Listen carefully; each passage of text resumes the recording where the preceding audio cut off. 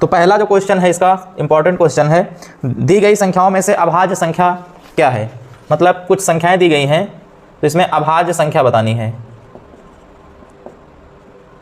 अभाज्य संख्या क्या है, तो पहला ऑप्शन इसमें दिया गया है 0, बी ऑप्शन दिया गया है 1, सी ऑप्शन दिया गया है 2, डी ऑप्शन दिया गया है 8। इसमें पूछा गया अभाज्य संख्या कौन सी है। अभाज्य संख्याएं वो होती हैं जो संख्याएं किसी से नहीं कटती हैं, मतलब स्वयं और एक के अतिरिक्त किसी से ना कटे, वो संख्या अभाज्य संख्या होती है। जैसे यहाँ पर 0 है तो 0 जो है, 0 का गुणनखंड क्या होगा, 0 का गुणनखंड क्या होगा, 0 तो केवल 0 1 से भी कट जाएगा, 2 से भी कट जाएगा, 3 से, मतलब अनंत संख्याओं से 0 कट जाएगा, तो ये तो अभाज्य संख्या हो नहीं सकती। ठीक है, उसके बाद 1 केवल 1 से कटेगा, 1 केवल 1 से कटेगा और 1 से ही कटेगा। उसके बाद 2 जो है 1 से भी कटेगा और 2 से कटेगा।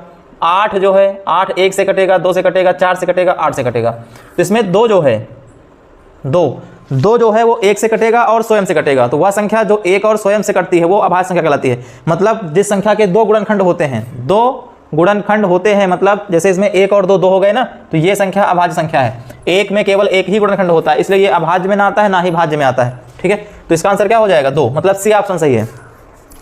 उसके बाद दूसरा नंबर क्वेश्चन है, संख्या 156 का अभाज्य गुणनखंड होगा। 156 का अभाज्य गुणनखंड,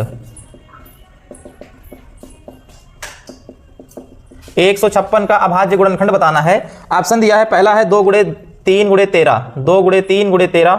बी ऑप्शन है 2 का स्क्वायर गुणे 3 गुणे 13, और सी ऑप्शन है 2 का स्क्वायर गुणे 3 गुणे 11, और चौथा ऑप्शन है 2 गुणे 3 का स्क्वायर गुणे 13। इसमें बताना है कौन सा इसका अभाज्य गुणनखंड होगा। तो अभाज्य गुणनखंड, सबसे पहले जो संख्या होती है उसके हम अभाज्य गुणनखंड करते हैं। अभाज्य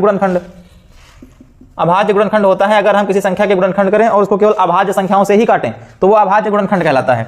जैसे यहाँ पर 156 है तो 2 से कट जाएगा, 2 सते 14, 2 अठे 16, 2 त्याही 6, 2 नहीं 18, 3 एकम 3, 3 त्रिक 9, 13 से कटेगा। तो इसके गुणनखंड क्या हो जाएंगे, 2 गुणे 2 गुणे 3 गुणे 13। तो यहाँ पर 2 कितनी बार है, 2 बार है, तो 2 की पावर 2 गुणे 3 गुणे 13 हो जाएगा। तो अभाज्य गुणनखंड क्या हो जाएंगे, 2 की पावर 2 गुणे 3 गुणे 13, मतलब बी ऑप्शन दूसरा सही है।